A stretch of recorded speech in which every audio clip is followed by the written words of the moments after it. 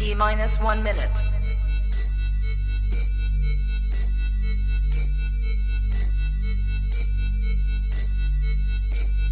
T minus 50 seconds.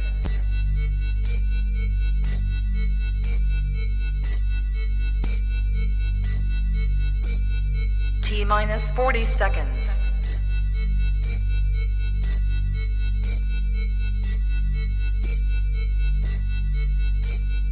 T minus 30 seconds.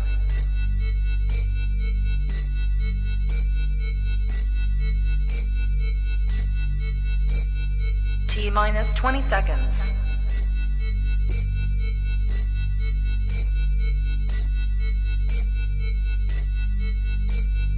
Ten, 9, 8, 7, 6, 5, 4, 3, 2, 1, 0.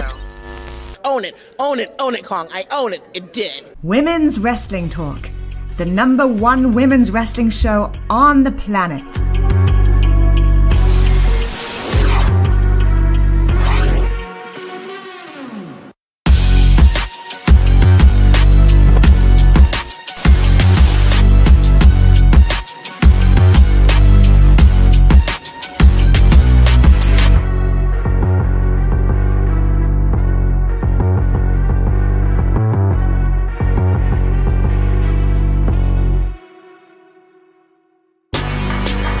Women's Wrestling Talk, the #1 women's wrestling show on the planet.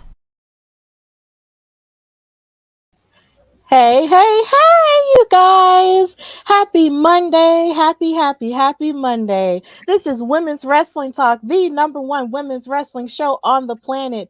And welcome to the premiere of WOW Superheroes Aftershow. Of course, WOW means Women of Wrestling. And we will be going over every match that happened and every vignette that happened on the premiere of WOW Superheroes, which took place this weekend. It was such a big weekend for this beautiful show that was making its re-debut and showing the best of women's wrestling in terms of people that we haven't seen before, people we have seen before, and the like. So we're going to get into it because, of course, we're Women's Wrestling Talk, and we're going to get into all of the women's wrestling. But first of all, let me introduce myself. My name is Stephanie Hardy, host and creator of the Hardy Wrestling Podcast, commentator for the Belladonna Division and other places as well, and host of Women's Wrestling Talk. But I'm not alone. I am with my Women's Wrestling Talk sisters.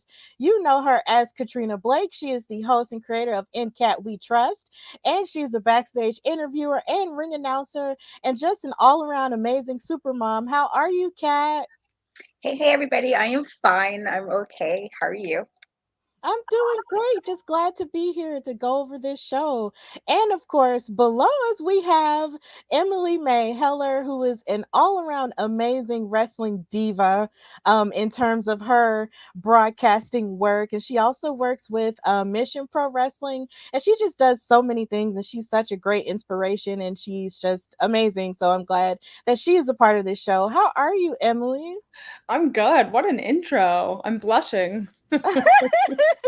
Yeah, that's just something I just love doing intros for people, and it's easy. Like I always tell Katrina every week when we do NXT, it's easy to do intros for people that you love and respect. So this is what we're doing, and this is what's going to happen. So I'm so happy that we get to go over WOW Superheroes because I know this was a show that I had heard about but didn't really get a chance to watch during its first go round.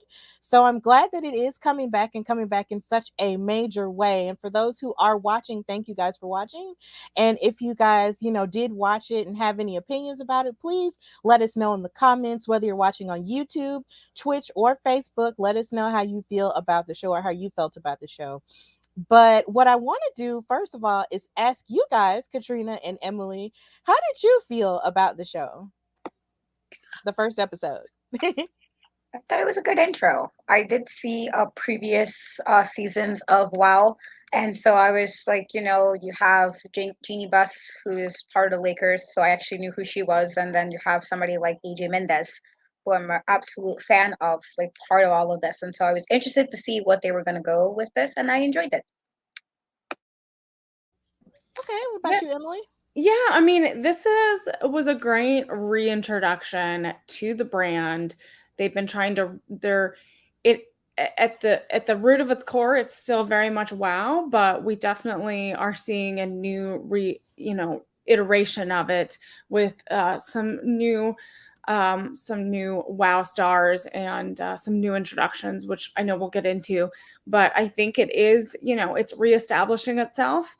And it was a pretty fun introduction, or reintroduction to the brand for those that are just joining or that are, getting back into watching WoW.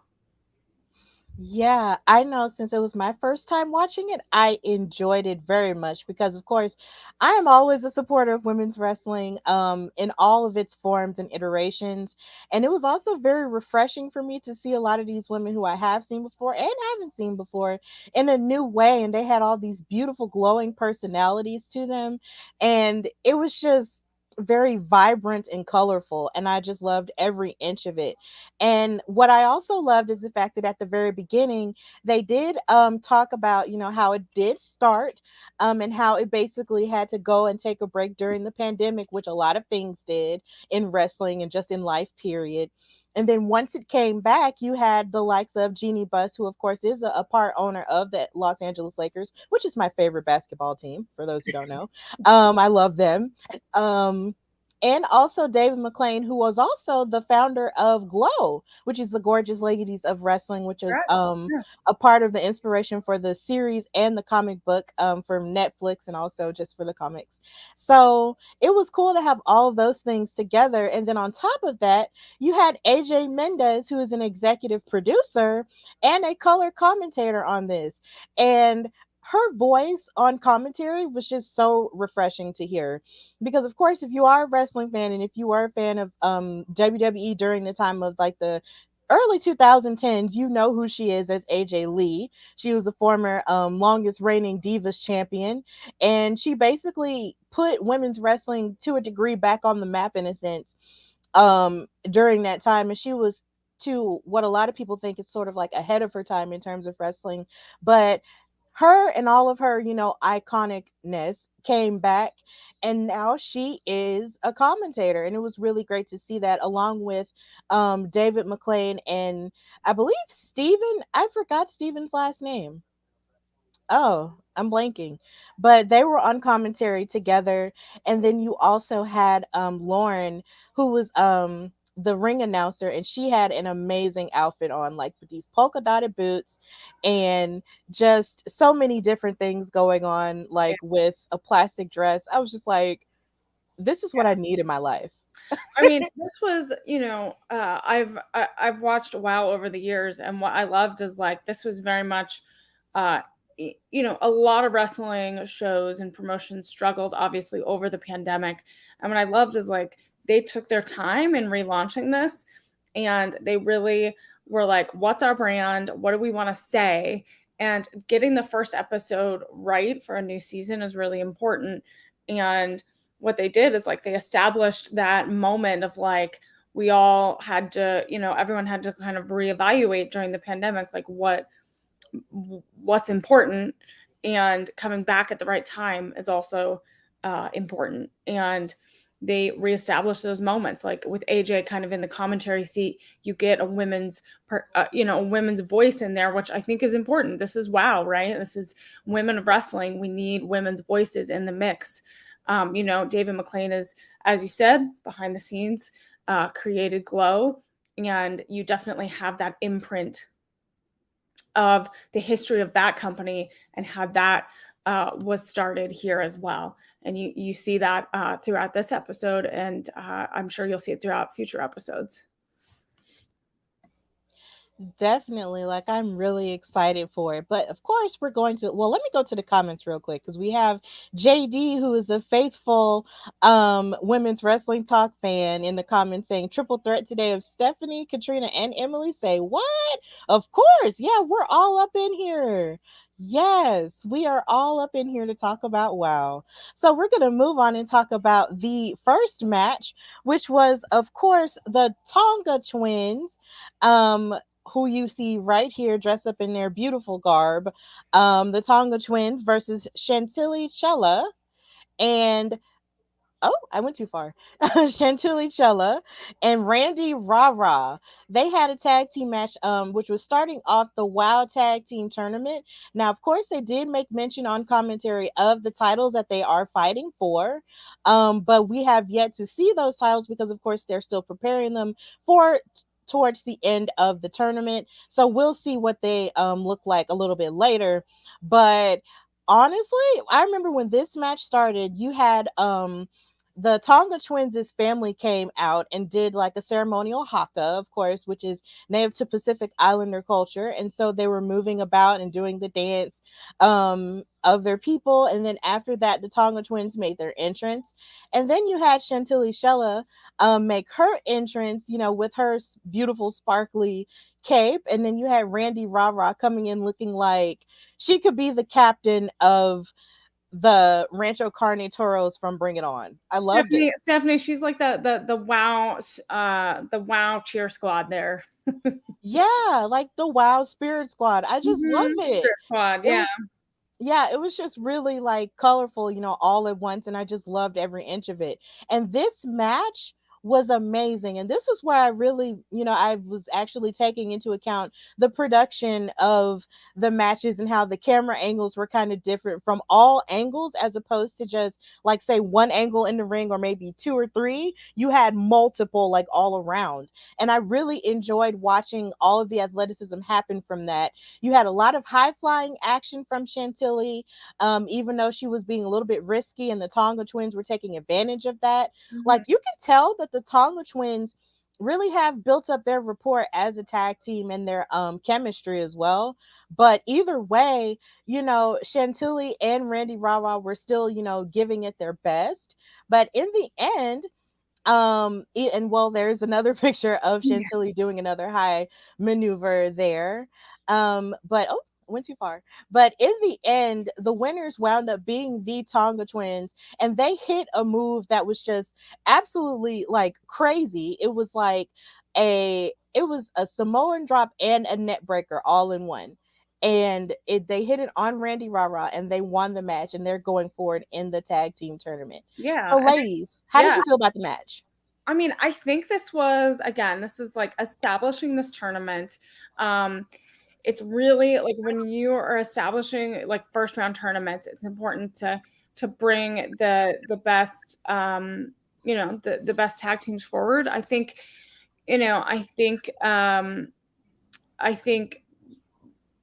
Chantilly, and Rara, I think they work together well.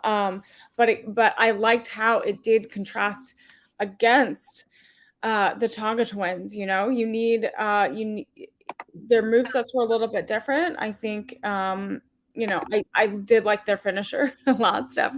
And I think it was really fun. I think you got to hit a home run here for this first match establishing the tournament, and I think they did. It was really fun, and it's interesting to see different character development. I think character is really important here, and these are really like just really expressive and out there characters, and I really love that part. And I think with these new episodes, WOW is going to be really fun seeing these come to life. Yes, definitely. What about you, Kat? I enjoyed it. I was familiar with the Tonga Twins before WOW. So for me, I was like, okay, starting right away with people of color. I loved it. It was like, yes, have two twins. And I mean, that I am a twin, I don't have a boy twin, but the point is, it's always cool to see twins in wrestling because I am one. And so it's always like how well, like, is it like really like super in sync, or has it like me and my brother, where it's like, you wouldn't know that we're twins? But I really enjoyed the matchup. I thought a lot of their moveset was actually really dope. Even the intro with the family, one of the guys that was doing the traditional dance I've seen in a different show. And so when I was watching it, I had called my daughter, and I'm like, I think this is the guy from the show Man and Bear, and I literally spent like 30 minutes trying to find his name. I'm like, I know. So I just like, let me see, and I found that it was him because I'm good with a face. And so I was like, okay, this is kind of cool. Now it's like some other random show I watch happen to incorporate itself in wrestling as well. And so that it's always like things when that kind of tie together. But I thought it was a really good match, and I thought like the energy was really high for our first episode to like start this off for those who watched previously, but also those who are coming in for the first time, because we have quite a few people who are just watching WoW for the very first time. And so I thought it was a really good first match. Started off with a tag team tournament, which is always fun, having tag team action. And again, I thought all four ladies really gave it for what it is, especially with the different characters and trying to keep in mind that we do know some of these wrestlers outside of WoW. And so the fact that some of them are so different in WoW than what we might be used to. It's like pretty cool to kind of see that. But I thought it was a really fun first match. I thought it was great. I thought it was the right move to start with the tag team tournament, honestly. And I can't wait to see. Like I like the Tonga Twins, so I'm hoping they make it really far in the tournament. Yeah, and Yeah, me too. to your point, Katrina, I think it was really cool to like doing a TV taping like this, because these were taped a while ago and premiering now. Obviously, there's a lot of production work that goes into this, and having the audience really involved is important, and having them like in it from the beginning is really important. And I got a sense of that the audience was in it, and this, like Katrina's point, it was really important to start something off with a tournament with something like this, because now you can bring tons of talent in, get them introduced, get the fans excited, and this was one way to do that. And so even though there was some, obviously not everyone can get the win, I think you're still introduced to the characters. They can still come back down the line, and there's opportunities to see them on WoW. Definitely. And I'll also say another impressive part of the Tonga Twins arsenal is just the fact that they were actually hitting like a triple hip attack. That was cool because, of course, the hip attack reminds you of Rikishi and the Usos as well. So to see them hit it 3 times instead of the regular one or the two was really impressive as well. So these girls really impressed me. I was really excited for them to go forward in the tournament, but I'm still excited for the others as well in terms of Randi Rara and Chantilly as well. But the Tonga Twins came out with the win. So moving on in the show, we had an appearance from Kandi Krush, who was able to tell more of her story of where she came from and her background. And this was very heartfelt for me on a personal level, because she talked about how she started off in swimming as a championship swimmer, and how she left her family to pursue a career in the Olympics as an Olympic swimmer. But then after that didn't work out, after being surrounded by sort of a toxic environment, she left, and she was just sort of feeling kind of lost until she started training in boxing. And after the trainer sort of, started believing in her more so for her boxing, her mom and her dad didn't necessarily believe in that level of work for her, because they didn't want her to get hurt. But her grandmother did. And one of the last things that her grandmother gifted to her were a pair of boxing gloves that she wore to the ring with her. And then her grandmother sadly passed away. Which is something that a lot of people can relate to, especially me. But at the same time, she was using that memory of her and her belief in her to sort of push her forward to become a championship boxer, as well as train as a professional wrestler. And it was just really amazing to sort of see her push past all of the depression and all of the problems that she was having in order to pursue her dreams. And now she's on WoW, and she's able to become this character that we see her as Kandi Krush. So that was really inspiring, and also a pretty big tearjerker if you're a big crybaby like me. Yeah, So, Stephanie, yeah. this moment got me as well. You and I were on the same page here. Yes. Again, this is a moment where it's your first episode. You have to establish these moments, and the biggest moments that work the best are when they're authentic. And this is a moment everyone, Many of us have stories where we have family members that have supported us when others didn't.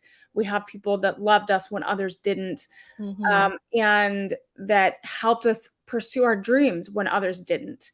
And this is a story, you're establishing this moment where she found her space in the boxing world, and now she transitioned into the wrestling world. And that's important. And here, this moment in WOW was important for her to show what she's made of and what she can accomplish. And so this was a really, I think, a powerful introduction to who she is. And when we get into her match, you'll see that she didn't really let anything stop her and really showed what she can do, and that she could be a powerhouse. And so that was a important moment, I think, for this first episode. And I think that might be one of those moments that got us a little teary-eyed. Definitely. Well, Kat, what did you think about Candy Crush in her segment, in her story? I feel like you kind of see already who are going to be the ones that might get pushed, or you're going to see a lot of. And so I felt with her, with the fact that they broke it down with her vignette like that, her kind of talking about some of her past stuff. I'm like, okay, she's going to be somebody we're going to see a lot of on WOW. And so been there with the being depressed. I was like, who's this? Felt you there.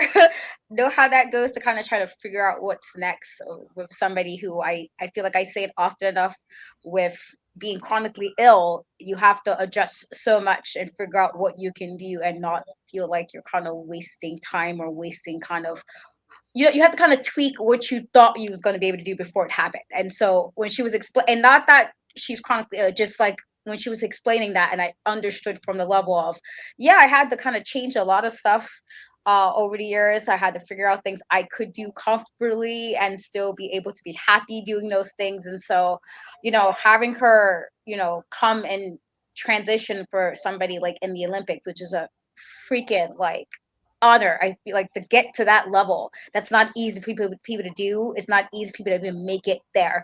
And so she did that and feel like, okay, where can I now carve my space at next? Been there.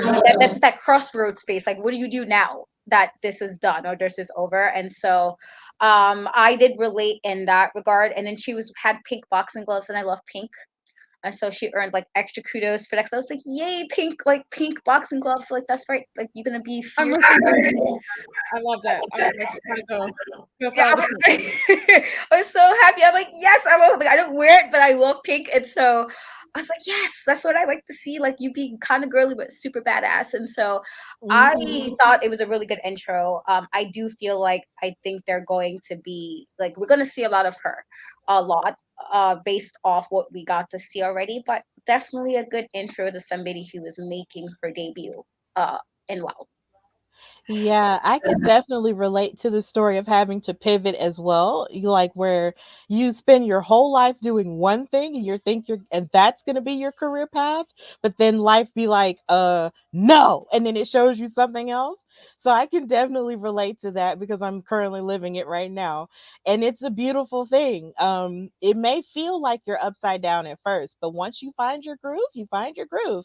And it's good that Candy Crush has found her groove. But somebody who doesn't believe in her groove, Miss Coach Campanelli, who had some trash to talk at her.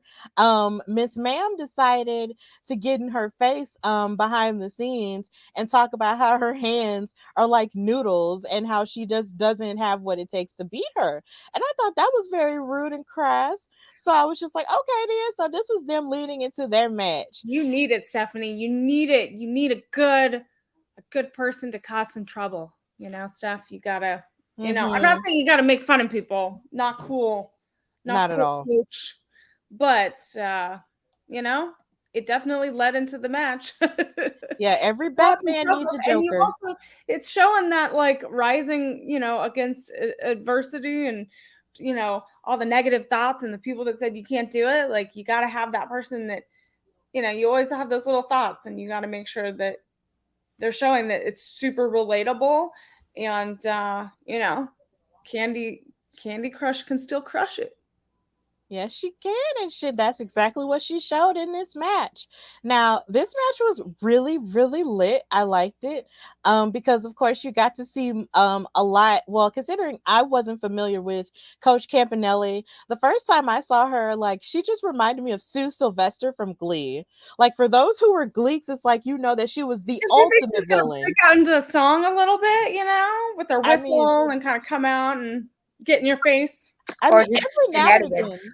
More like she's going to be into shenanigans because Sue was always with the shenanigans all the time. Right? Right. She was gonna cheat, She was gonna push somebody over. push She was someone gonna over, yell at and she has you. this might be funny. Like she and Sue Sylvester had like a little posse. She always like got people against like her little Sue Sylvester army, and so that might be something that might be here. There might be something there. Yeah, it might be. But either way, that's just what she reminded me of. And I was just like, this girl is dastardly. But either way, the match started and it was a really good match. You got to see a lot of what Coach Campanelli had to offer in terms of her in-ring work, because this was my first time seeing her. And then you got to see Kandi Krush, of course, sort of get her submission work on and try to twist. But then even Coach Campanelli had more submission work going on too. So you had sort of like the both of them going at each other, and you had Coach Campanelli also trying to sort of almost break Kandi's wrists and hands in a sense, because she knows that was her strong suit. Like if you hurt a boxer's hands, and you're basically taking away their life force. But Kandi Krush was able to sort of move around that, and she wound up winning the match and beating Coach Campanelli. So how did you guys feel about this match, and how do you guys feel about Coach Campanelli's athleticism? I thought it was good. Again, I felt like with Candy's like intro, you kind of went in rooting for her to win, and then you have somebody. Well, you've mentioned Sue, and my daughter loves Glee, so I know who she is. And yes, Sue was always like. Sometimes she came out with like she was okay, but a lot of times she definitely did the shenanigans, and Coach Capelli was definitely on the shenanigans. I did like that you can tell that she was seasoned, when you can just how effortlessly she was able to move around the ring, and that's always something I'd like to see with wrestlers, like it's smooth transitioning and stuff. And so that was really good. I thought again it was the right choice to have Kandi win. You can't give a big net like that and have her lose. So I felt like that was the right choice. I felt like she definitely should have won that after the story, after getting us emotionally invested. That was the correct move.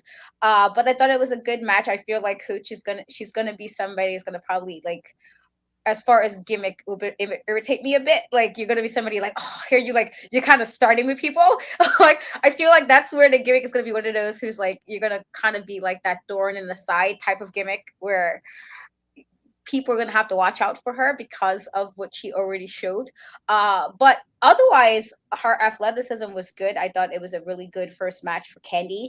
And wow, and again, I'm really interested to see if who knows, this maybe could be a feud. I'm not sure how WoW plans on doing any of this just yet, but like I wouldn't mind seeing them actually wrestle each other again. I thought it was a nice, good like start off to what could be a good entertaining feud.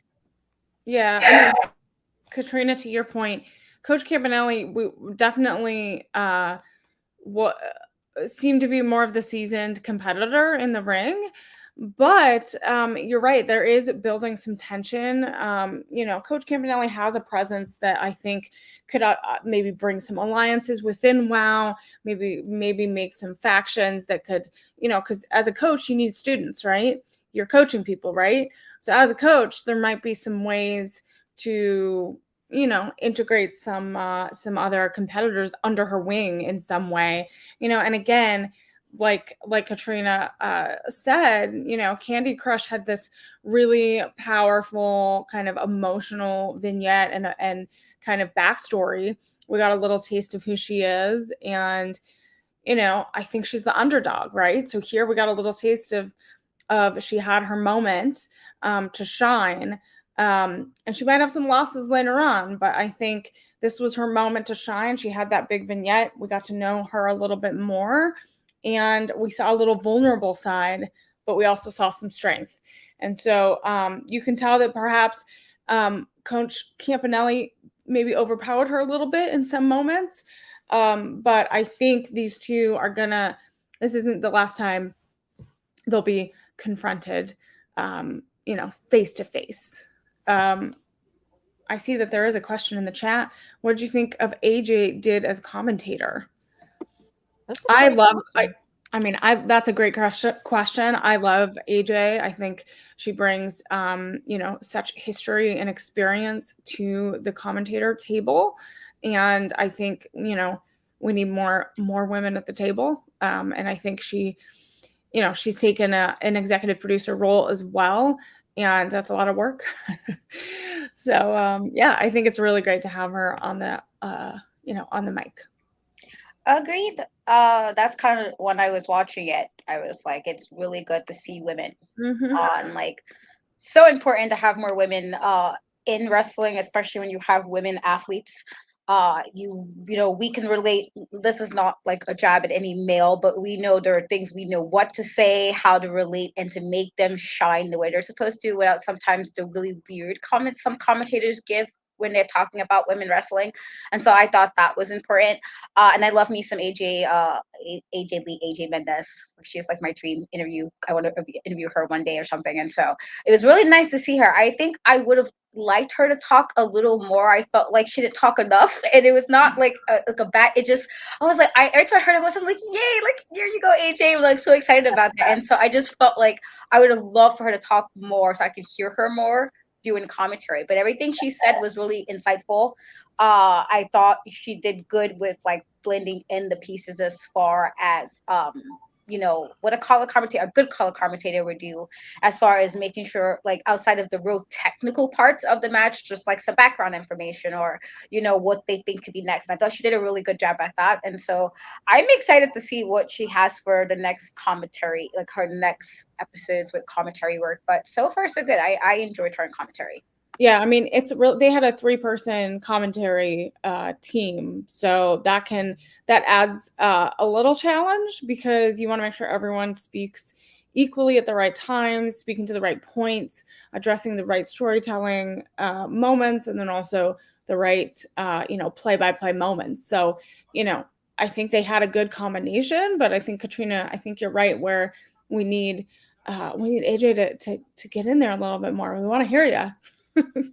Yeah, I agree. As someone who is like a color commentator in practice and in training as well, because I'm still new, listening to her was refreshing, because I believe it's been so long since it's been a while since we've heard a woman on commentary on a major platform such as this. And someone like AJ Mendez, who is of course, very experienced and really good at storytelling, was just really awesome to hear. And she was really witty as well, because with a lot of her comebacks at Steven and David was really cool. And then a lot of and she's just really witty and really funny as well. Like, she can be really goofy too. And I think that's one of the marks of a great color commentator as well. If you have a good rapport with your team and you're also able to make jabs at them or just be funny with them, like, that was really refreshing to hear. But then there's a part of me that selfishly wishes that it was an all-female commentary desk, because we rarely see that too. So I'm just like, I feel that too.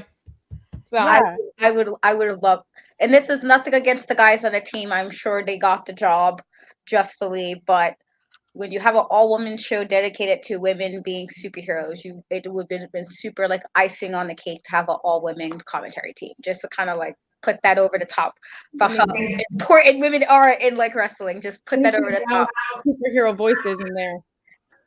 Yeah, definitely. We need more women from an intellectual standpoint in wrestling, definitely. But I am enjoying AJ on commentary. She's great, and I can't wait to hear more of what she has to add to commentary with David McLane and Stephen Dickey.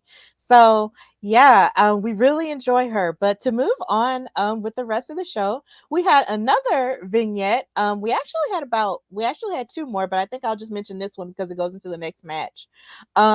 We had a vignette from BK Rhythm, who is telling more of her story as a wrestler, and what her motivations are, not only as a wrestler, but also as a rap artist. They sort of came in with her rapping a little bit on the microphone, and to another beat that was going on, but she was still rapping and going ham and laying down some bars. Um, and she was writing some lyrics as well, and she was talking about where she's from, which is New Orleans, Louisiana, and how she really wasn't much of a singer, but more so of a rapper, and how in terms of rap, how much she loves, well, not just in rap, but just in wrestling, she loves sports in which you can do all the things yourself. And she was, I guess, she dabbled a little bit in MMA and then also in Taekwondo, but then she sort of just went deeper into wrestling. And she did that, and then she also went deeper into rap as well, and you saw her writing the lyrics and sort of having fun with it, throwing the paper in the air and stuff like that, and you just saw her just laying down more of those bars. So this was pretty funny for me. Like, I really liked it to a degree, but I'm wondering what you guys' opinions are on BK Rhythm so far. I'm not gonna. When I first heard that she was a battle rapper and her name was like BK Rhythm, and usually when I hear the BK acronym, I think of Brooklyn. That's usually what the Hey. five girls to the BK is Brooklyn. So she said her name that was BK Rhythm. I'm like, I don't know how I feel about you being from like the South, calling yourself BK. You're not from Brooklyn. And I'm sure there are other acronyms in the US. It's just as me being a super biased New Yorker. But anytime I hear BK, I automatically Territorial here. super like biased being a New Yorker, from New York City at least. We were about the five boroughs, and so I was like, I don't know, like you're from BK, and then the whole like battle rapping, which I'm also like, that like I've seen battle raps, I've watched quite a few actually, and I'm like, I don't know if I would I like if I'm watching this, would I think he would win a battle rap? However, I thought it was, with that being said, her being from where she was from, and that's, I guess I'm like, okay, maybe you can do something with your bars. And so I let it go. But for a moment, I was just like, I don't know how I feel about you being a bad rapper with your BK in your name. Again, me just being a biased New Yorker. But I thought it was interesting. You can always be funny about like rapping gimmicks because it can be so bad. Like sometimes rapping gimmicks don't hit the way you probably want them to hit, and you're like, wait, this is. I mean, I guess if this works, and so I was apprehensive, but I think it works. I'm kind of interested to see how they're gonna keep doing this with her being like the battle rapper, especially because they kept showing her on the studio. That was a nice little touch. Like when you're not wrestling, you're dropping the bars, and so I was like, okay, nice little touch there that they showed her with the headphones on in the studio. And I was like, all right, if I don't know how I feel about it, but I like that they're really into the whole thing that you're a battle rapper, but then you also wrestle your downtime. And so I respected the hustle type. That's like the hustle culture. You got like multiple jobs, you grinding, you hustling, and then she's like, when I'm not wrestling, I'm rapping in the booth. And so I thought that was like interesting. But my first, I was just like, I don't know. But otherwise, I was okay after the initial, me seeing her initially. Oh, Steph, you're muted. Okay, I'm sorry, guys. Emily, how did you feel about BK Rhythm? I mean, okay, so I know her outside of WOW. And so I've seen her do different types of storytelling elements and kind of different characters. And I thought this was like really fun. It's kind of like outside of kind of her normal wrestling world. But I could see how it might not go over with all audiences. So I think again, WOW likes to push the envelope a little bit. And I think this might be one of those characters, but I don't know. I'm sorry. I just think it's funny how you're laughing at me so hard. no, I just think it's funny how it just sort of has it's a little bit it's like for some people it's okay, but for some people it's a little bit much. So it's kind of a mixed bag with folks, but I can completely understand why. That's why I'm laughing because it's just funny. But yeah, no, it's all love, but it was just really funny. So after this, we had another match, of course, featuring BK Rhythm going up against someone who we didn't see a story from, but I am interested in getting to know, Vivian Rivera. She is from El Salvador, and basically in this match, you sort of got to learn a little bit from her from commentary. Um, Vivian, like I said, is from El Salvador, and she's a graffiti artist, and she is interested in sort of creating beauty in unexpected places, which is basically what graffiti is. Because I know a lot of people, kind of look at graffiti as like this ugly thing, but it's kind of not. Like graffiti is really beautiful, once you put It more is. stuff into it. Like it's really art a lot of the time. It's just street art, and stuff that's out in the streets isn't necessarily negative. Like it can be positive. So stop that.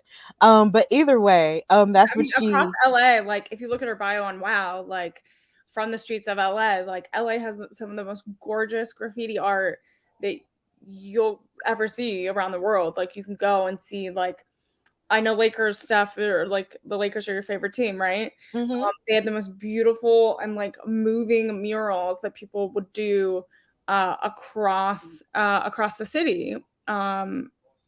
Obviously for Kobe Bryant and like the team Yes. and all that. So like, you know, I feel like it gets a bad connotation, but I think it's can be really beautiful and express who people are and who a community represents, and it's amazing.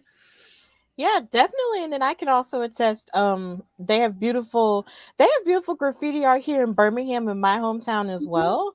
But definitely in New York as well. Like really gorgeous graffiti art that I've been lucky enough to see these past few months. Like they have really gorgeous graffiti there as well. So before the match started, something funny that happened was the fact that BK actually um spit some more of her raps, which kind of reminded me of John Cena and how he used to hit his raps on people before the match and Yeah, diss I got them. that vibe a little bit. I got that vibe. Like that was really And funny. I wondered if it was pretty fun and funny and kind of set it up. But and I wonder if like she's gonna do that every time, and like it's gonna be different for each opponent. I want to know. I'm curious. I feel like it might be different for each opponent, but Mhm. either way, after that point, the match started because, of course, Vivian didn't necessarily take too kindly to it, but she didn't let it, rub her the wrong way either. So going into the match, this was a pretty quick match, but you did get to see a little bit more of what BK has to offer, not just in terms of her bars, but in terms of her in ring acumen. But then you got to see more of Vivian as well, sort of fighting back. Um and as they were both fighting each other, it was a lot of back and forth type of like hmm just a lot of back and forth with submissions and different things. But ultimately, Vivian wound up winning with a pinning combination. And BK Rhythm looked kind of sad after she lost because she was just looking kind of dejected and sad after the pin was over. And it's really interesting how she started off with that rap and everything, only to wind up losing. So it's just like, Yeah, man, it was it was interesting. crazy. There was like this confidence that she had, that she brought in. She brought her rap. She like was going in without really like kind of without really thinking. She's like, I'm gonna go in, do my thing. And she did seem a little more defeated at the end. And maybe she lost a little bit of confidence. So it's gonna be interesting how that affects the next few episodes, or when she's back in the ring against someone else, what that means for her character. Mm-hmm. Yeah, I took it as she did all that, let's throw these raps out here, and then she lost. And so I was like, Yeah, how sometimes you gotta be like, see, yeah. this is what happens when you do shenanigans, and now here we are. So like, so that's what I felt like. They had the whole background story. Her, she's in the booth dropping these raps. So she did all that, and then she lose. And so I was, again, because I was kind of like, I don't know how I feel about this. I was actually perfectly fine with Vivian winning this, because I was like, I don't know how I feel about this whole BK thing, like this whole BK rhythm. It's like, what does the BK stand for? All these extra questions probably nobody else is thinking about, but I am. And so I was okay with her losing it, but I did notice that she did look sad, and I'm like, see, this is why you don't come up. If you're gonna talk like that, you have to make sure you can back it up.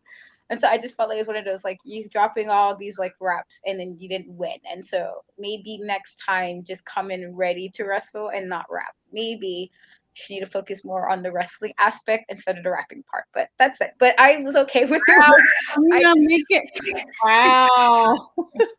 But here's the thing though about so we could talk a little bit more about Vivian. Like on commentary they also said that one of her biggest that AJ Mendez was one of her biggest inspirations as a Latin woman in wrestling, and that Eddie Guerrero was one of her biggest inspirations as well, because we got to see her utilize some suplexes in the ring with her and everything. So Vivian has a lot of promise to show, but we have to see. I guess, you know, as the show continues to go on, we'll hopefully see more of her action as well and hear more of her story that they did allude to. But Vivian wound up coming out with the win. Yeah, I mean, I want to see a little bit more of Vivian. I feel like there's some mystery there. You know, I know we know her influences. We heard a little bit about it on commentary, but I think there's a little bit more substance and a little bit more heart there. And I think we saw it, you know, we saw it, kind of a glimpse of it during this first episode, but I think there's more there. And I think we got to peel back the onion a little bit. And I want to get to like the juicy parts eventually. Yeah, definitely. I can't wait. So another vignette that they did show was for a new tag team called Miami Sweet Heat, and they're made up of two twin sisters, Lindsay and Lori, I believe is their More name. twins. Yeah, and one's brunette and one's blonde. I believe Lindsay is the blonde one, and Lori is the brunette one. So basically, we're going to see them on the next episode because they'll be participating in the tag team tournament as well. And you got to see a little bit of them, you know, having fun in the sun, in the pool, and driving, of course, a hot red convertible out in the sun as well. So that was really cute, and I loved their leather jackets and everything. So I'm really excited to see what Miami Sweet Heat has in store in terms of the tag team tournament. But after that, we saw another vignette which led into the final match, the main event of the Beast, who is the WOW World Champion.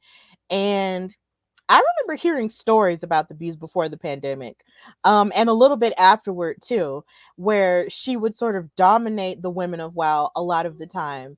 And just seeing her, it's just, I just don't understand how one woman can just embody all of the fierceness and beauty and strength, like all in in one woman. Like the Beast is like amazing. Like you saw her lifting cinder blocks, you saw her like pulling chains and also like pulling a train. Like the Beast is like, I see why, you know, everybody was talking about her so much, because she is just a sight to behold. Like, what are you guys' experience with the Beast before we get to our main event?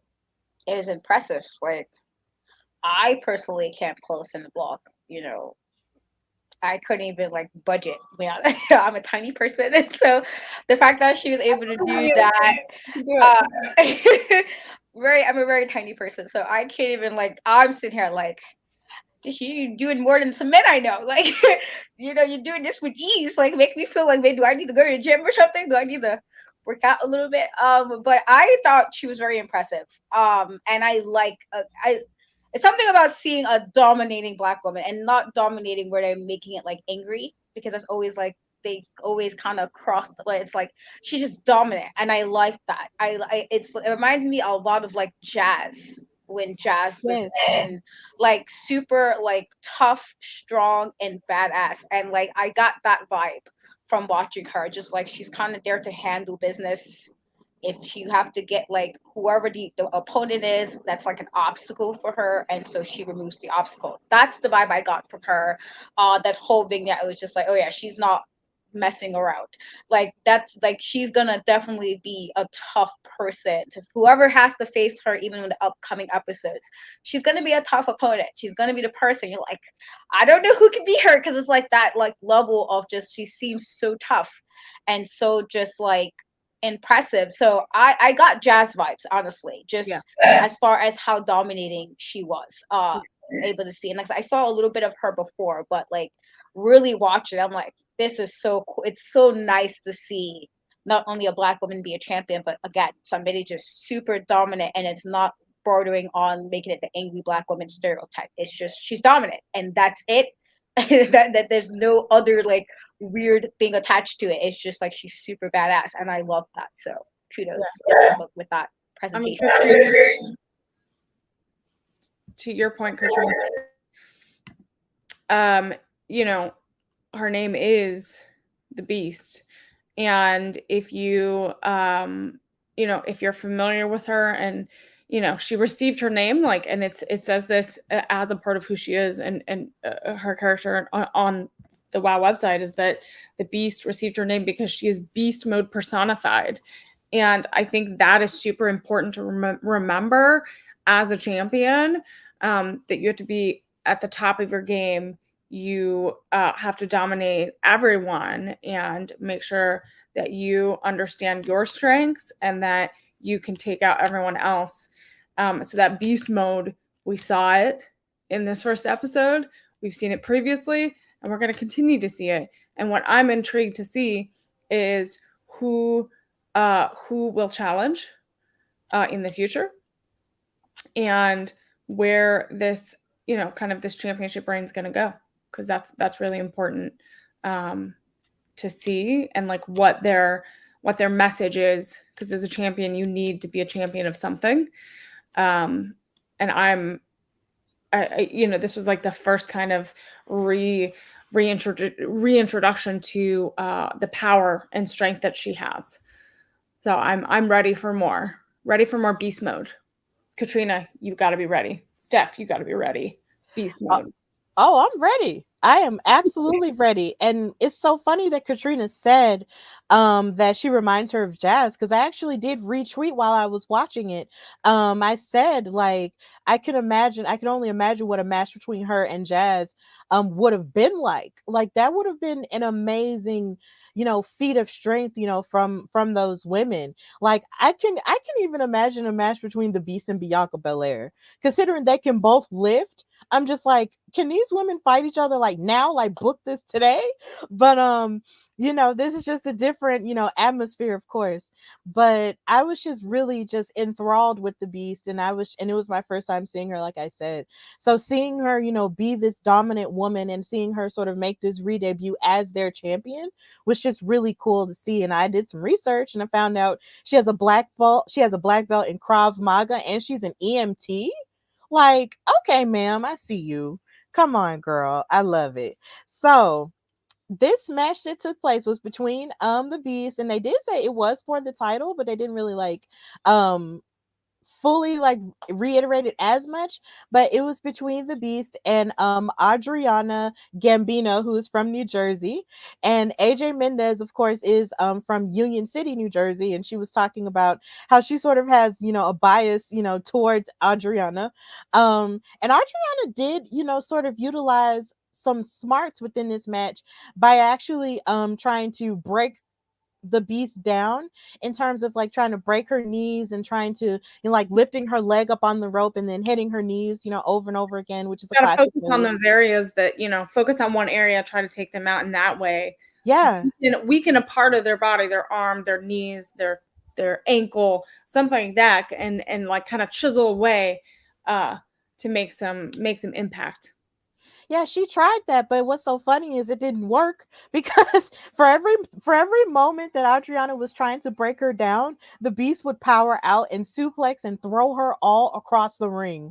There was a part of me that just felt like, ma'am, like this is very one-sided, and Adriana should run.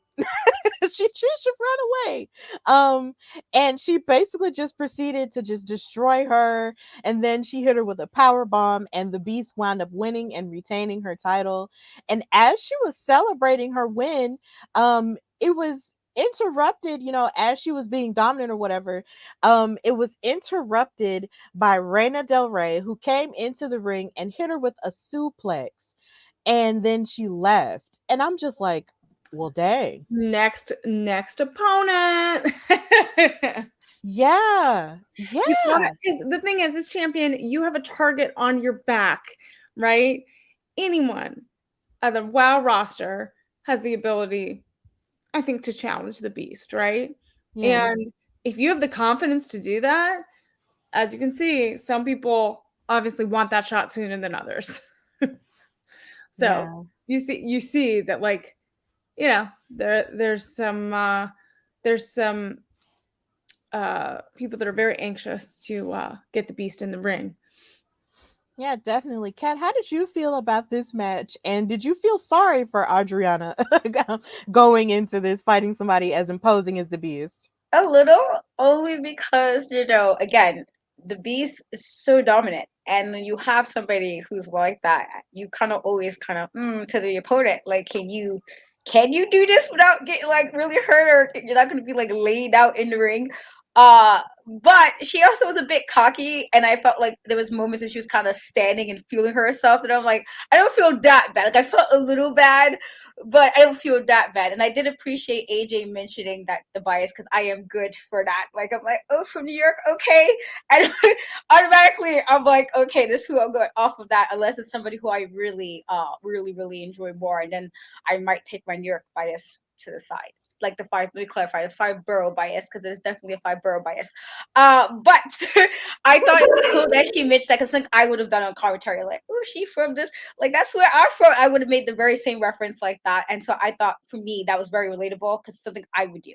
But I thought it was a good match for what it was. And I did, like, even with the Beast winning, I kind of felt like the fact that they changed the angle a little bit, where she was kind of like cheering that she kept her belt.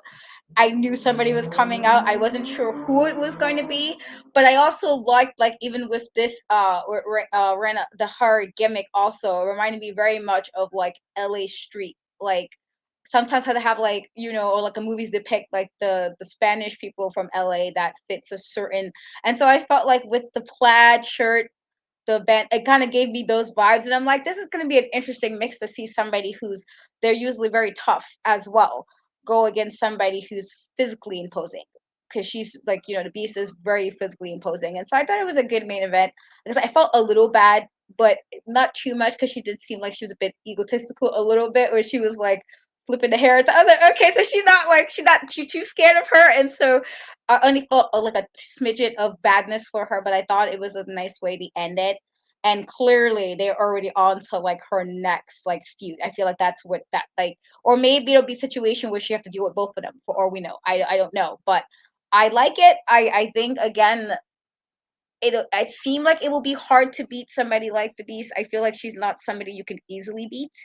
But I do think when you have somebody who kind of wasn't afraid to kind of come in at the end of that either, it was like, this will probably be a really good matchup coming up. And so I enjoyed the ending. I enjoyed the little like coming in after the announcement of who won. And I'm kind of interested to see, what's gonna happen next. Like, if they're gonna make this like a feud with just the two of them, is it gonna be like a triple threat type of situation, like what's going on. And so I'm interested to see what happens next. Yes, I definitely am too. Like it, I feel like that was a really exciting way to end it. Because of course it makes you want to go into the next episode and wonder what happens, right? So I thought this was a really good ending. But of course the Beast wound up retaining her title. But of course she has a target on her back, like most champions do. So she has to be ready, to keep her head on the swivel and watch out for whoever wants to take that title off of her. But that was the end of the first episode of WoW Superheroes, and I'm feeling really good about it. I'm feeling really happy about it. I'm so glad that I can spend my Saturdays watching this new wrestling show that's just so energetic and vibrant, and it just involves, the greatest women's talent that, we've seen and or haven't seen. Like, it's just an amazing time to be a women's wrestling fan. So, of course, as we go forward, the Women of Wrestling WoW Superheroes does come on in syndication in various markets. I know it comes on for me on my 68 for the Birmingham area on Saturdays at 6 p.m. So, of course, it comes on different times elsewhere, but please search it out and find it if you can, and just support women's wrestling as a whole. If you love wrestling and you want to see more of all female shows, please support this show because it's ran with love, and I can tell and it's beautiful. So I can't wait to see what else it has to offer. And as long as this show is on, we're going to be on, going over everything, giving the action, and just recapping all that we see on WOW Women of Wrestling Superheroes. So, of course, ladies, tell everybody where they can find and follow you as we wrap things up. Who's going first? I'll go last. I am pretty much on most social media platforms at In Cat We Trust. If you're on TikTok, Twitter, and Instagram, the E is a 3. I do have an interview that just came out with MJ Satana, which is a really cool interview. So check that out if you can. And in 2.5 weeks, I feel like it's 2.5 weeks. If you are in the New York City area, please stop by New York Comic Con. I will be there hosting and moderating my panel with some amazing women in wrestling, women of color in wrestling. Again, women are so, I feel like I stress this every time I say this, but it is so important to have women in different roles in wrestling when you have so many other amazing women that are wrestlers. And so we need the commentators and the ring announcers and the interviewers and all of that stuff. And so I will be there hosting, and Stephanie will be there with me. She's one of the panelists. And so if you guys can check it out, it is Friday, October 7th at 6:15 at the Javits Center, New York Comic Con. So we would love to see you. We would love to meet you, and hope that you enjoyed the discussion. Amazing. That's so exciting. I'm so happy for you both that you get to be a part of that. I can't wait to see how it all, what you guys talk about, and I'll be watching from afar. So if you guys all want to follow me, you can follow me on all social platforms at Emily Mae Heller, right below there. And yeah, just keep track on my social channels for a bunch of women's wrestling, sports, entertainment, live events. Yeah, there's some exciting things I'm working on that I'm excited to announce soon in the next few weeks. So yeah, thank you all for watching Women's Wrestling Talk. And remember, go to Women's Wrestling Talk website, www.talkpod.com. Follow us on all of Women's Wrestling Talk socials as well. There's some amazing articles and just news that you can get across the women's wrestling industry, all on our website, all on our socials. You don't want to miss it. That's where all the news is at. Steph, you want to take it away? Yeah. Also know that you can follow me, your girl Stephanie Hardy, on Instagram and Twitter at Queen Steph Hardy, like it says below. And also you can find me on the Hardy Wrestling Podcast. And listen to it wherever you get your shows. I have my most recent episode with Karen Bam Bam, who was the main eventer of Black Girl Magic 2, who will also be on the panel with me and Katrina at New York Comic Con. And I'm so blessed and happy that that's getting to happen. And I get to go back to New York, which is becoming like my new home somehow or another, but it is. But I'm really excited that that's happening.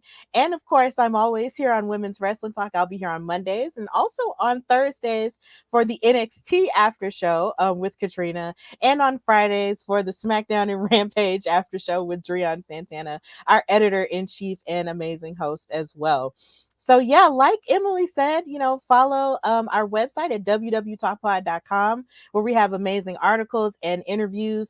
And of course, we have a lot of great articles because this is Hispanic Heritage Month, and we're celebrating our amazing women of Hispanic heritage, releasing articles on Instagram and Twitter and our website every day from now until October the 15th. So please check that out and tell us, any favorite moments that you have from Hispanic female wrestlers, in the business all over.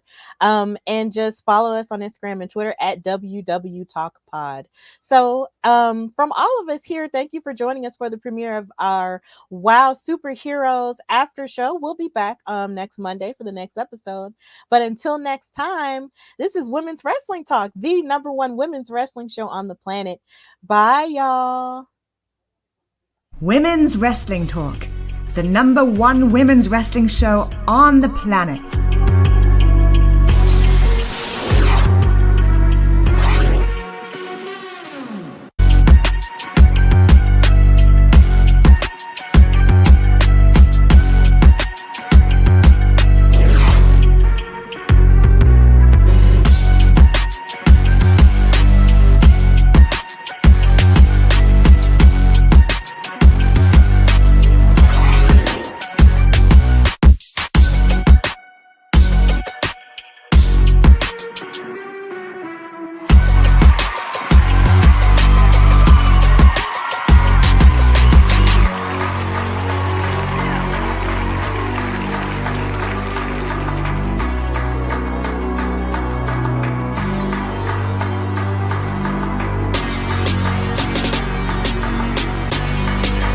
Women's Wrestling Talk, the number one women's wrestling show on the planet.